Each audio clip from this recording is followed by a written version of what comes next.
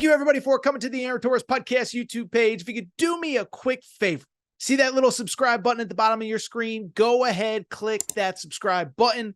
Really does help our channel grow, our audience grow, and I really do appreciate it more than you know. So click that subscribe button. Appreciate your support. Now, here's the video that you came here for. And frankly, it is a school that I get asked about a lot. I don't know if it's just because it's my social circle or it's because, frankly, we probably haven't talked about them a ton, but it's the UConn Huskies, okay? And by the way, I'll mention as I always do, we are recording at about 7 p.m. Eastern time. This is a topic that will change in the coming days. So I want to be clear. UConn fans, don't get mad at me. By the time you watch this may be old news or adjusted news or whatever. But UConn, the reason we haven't talked about them, it's quietly just been a really good offseason for them where there's not a lot of surprises, not a lot of unexpected news, and not a lot of real, crazy portal activity. This was an offseason where you knew if you were UConn, you needed to upgrade at the point guard position. Well, about 3 weeks ago, they went out and got Silas DeMary, the point guard or the lead guard. You know, he's not really a true point, but from Georgia. 13.5 points per game, about 3.5 assists per game. And that was before the Final Four, okay?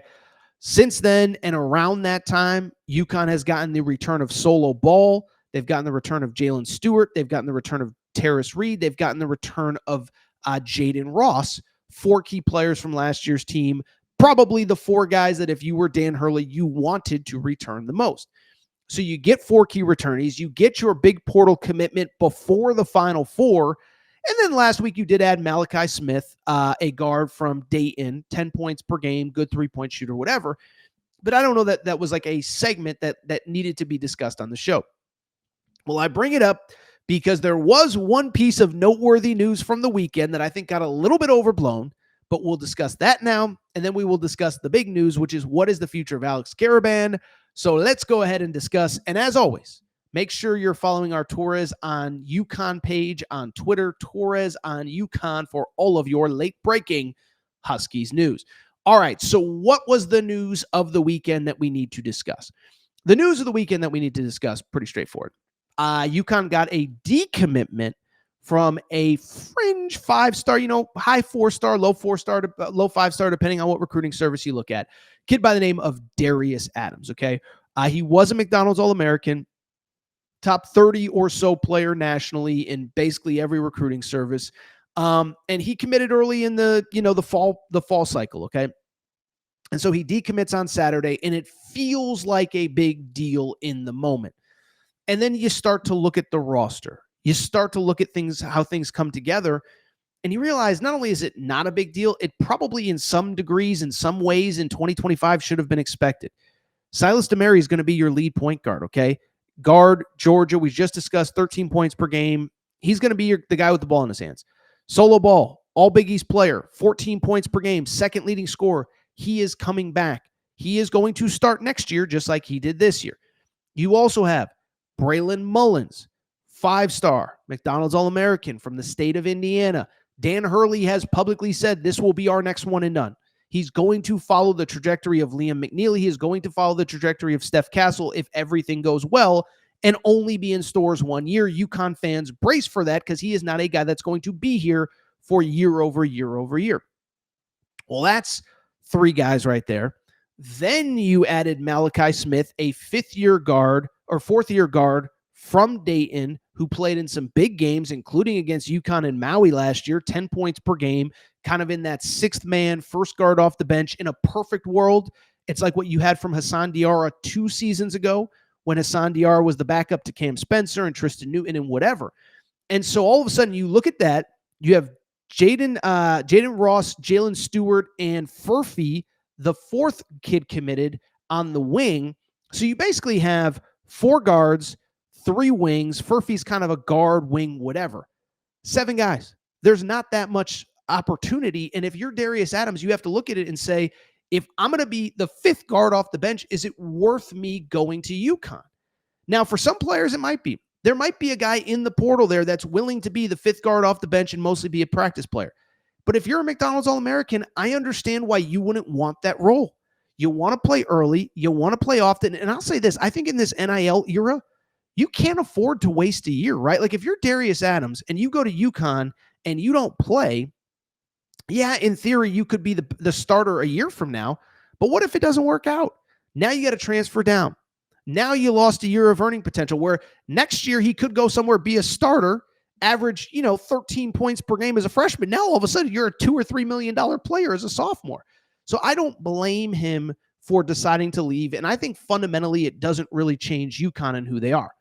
What has become equally interesting about UConn to me, though, is what is going on and what is going to happen and what is the future of Alex Karaban, a multi-year starter, two-time national champion. And again, I want to reiterate, it's 7:12 Eastern time. This stuff changes quickly. And if you are watching this and a decision has been made, don't yell and scream in the comment section. I understand that news changes quickly. But Alex Karaban is a guy that, I think is the last, he really is the last kind of interesting piece for UConn. If he were to come back, I think their roster is basically done. If not, it opens up a can of worms, which we're going to discuss in a minute. But a multi-year starter, like I said, two-time national champion, and a guy that's, had a very interesting career, right? Was a key piece on two national championship teams. I don't think it's hyperbole to say you probably don't win both championships if you don't have Alex Karaban playing the way that he did. This year did average a career high 14 points per game, but also averaged a career low 34% shooting from three. It sucks. He dealt with a concussion. I was told behind the scenes that I don't think he was right, basically. I think physically he just wasn't the same guy after that concussion. And so he struggled this past year. And so after the season ends, it becomes a conversation about what is he going to do? What is his future? Could he actually come back? He has 1 year of eligibility left. He redshirted during the 2021-2022 season, so he could come back for another year. Well, this weekend, I think we started to get some clarification. I think there was an interesting piece of news that also came out on Monday that we'll discuss in a minute. But the first thing was he was doing some sort of event in Connecticut, does a mini press conference where he basically says, like, look, my decision is coming here in the next couple days. And that makes sense because the NBA draft deadline is coming in the next couple days. I believe it's April 26th, which would be Friday into Saturday. So he's got to make a decision if he wants to enter the NBA draft. But there were two other things that happened over the last couple days that to me indicate that we probably know what's going to happen with Alex Karaban. One, he was seen at an airport. I believe it was probably at Bradley International in beautiful Windsor Locks, Connecticut. He was seen at an airport boarding a plane to Chicago. Producer Matt, if we have that tweet, you can pop it up. If not, it's not a huge deal. There he is. I don't know who Matt Souza is, but he says Alex Karaban boarding a plane to Chicago. What could be brewing? Eyeball emoji. Hashtag UConn, hashtag Huskies, hashtag one more year. I'll be real. It could mean a lot of things. I mean, one, I think UConn classes are pretty much over. I could be wrong on that. Graduation is usually around Mother's Day.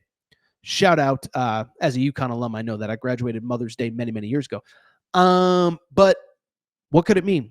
Well, his agency's in Chicago. All the pre-draft stuff is in Chicago. And it could mean, by the way, that he is going to declare but leave the option open of returning. That is definitely a possibility. He did it last year. But what I also saw on Monday that I think is worth noting is this. Pop up the Sam Calhoun tweet.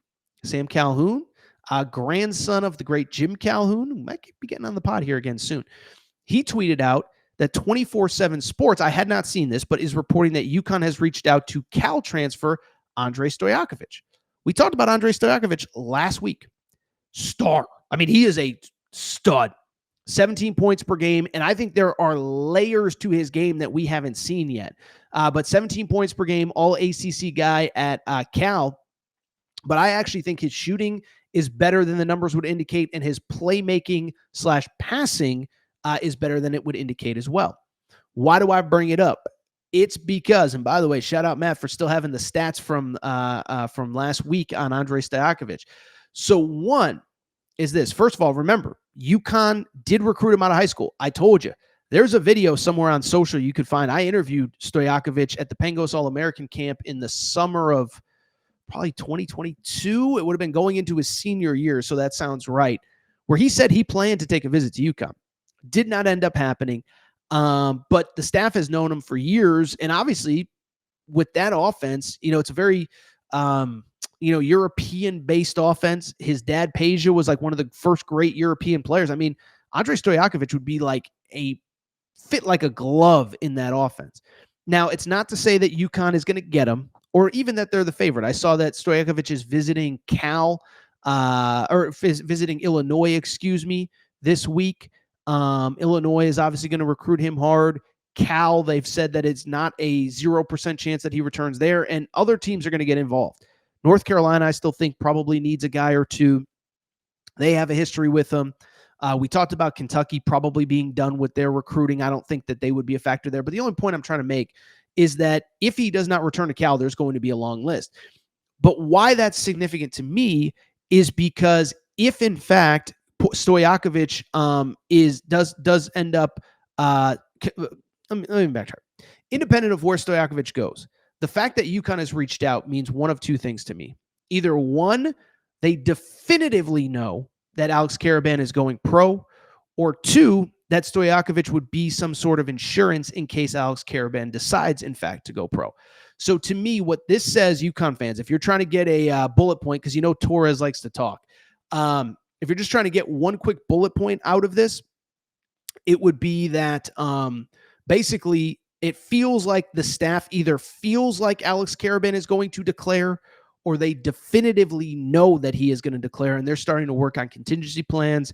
I saw my buddy Mark Zanetto, Big East Energy, did put out that they've maybe started a dialogue with Darian Williams, a player who is testing the NBA draft waters from Texas Tech. So the point I'm trying to make is they are definitely working through contingency plans in case Alex Karaban ends up going pro. We have nothing official as of 7:18 Eastern time, but to me, this feels like one that eventually leads to Alex Karaban going pro, and UConn, to its credit, is working through alternatives. And I'll wrap by saying, if they were to somehow get Stojakovic to replace Alex Karaban, I think that would be a home run.